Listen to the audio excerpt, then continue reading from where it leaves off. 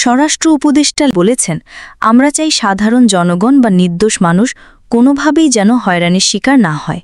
যে দোষী সে কোনো অবস্থায় ছাড়া পাবে না। সোমবার সচিবালয়ে স্বরাষ্ট্র মন্ত্রণালয়ের সভাকক্ষে আইনশৃঙ্খলা বাহিনীর ১২তম সভা শেষে এ কথা বলেন। মব জাস্টিস নিয়ে সাংবাদিকদের এক প্রশ্নের জবাবে স্বরাষ্ট্র উপদেষ্টা বলেন, সরকার মব জাস্টিস কমানোর চেষ্টা করছে। সাংবাদিকদের অপরিক প্রশ্নের জবাবে তিনি বলেন, ১৫ আগস্ট ঘিরে ফুল দেওয়ার বিষয়ে আমাদের নির্দেশনা ছিল যাতে কোনো অপ্রীতিকর ঘটনা না ঘটে।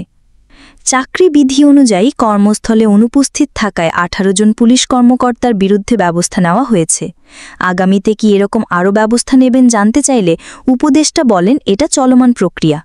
৬০ কর্মদিবসের বেশি কর্মস্থলে অনুপস্থিত থাকলে বরখাস্ত করে দেওয়া হয়। এটা চলমান প্রক্রিয়া, চলতেই থাকবে।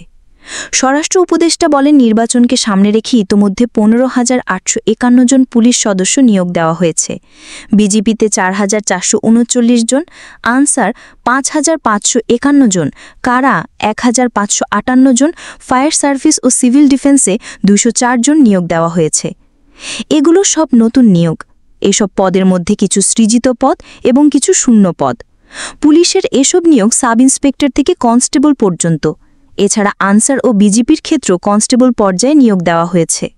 সভায় আসন্ন জাতীয় নির্বাচন উপলক্ষে স্বরাষ্ট্র মন্ত্রণালয়ের প্রস্তুতি, পুলিশ সংস্কার কমিশন, জুলাই শহীদদের হত্যাকাণ্ড বিষয়ে মামলা রেকর্ড, সারা দেশের আইনশৃঙ্খলার পরিস্থিতি, মব সৃষ্টিকারীদের বিরুদ্ধে ব্যবস্থা, ছিনতাই চাঁদাবাজদের বিরুদ্ধে ব্যবস্থা সহ আইনশৃঙ্খলা বিষয়ক অন্যান্য বিষয়ে আলোচনা হয়।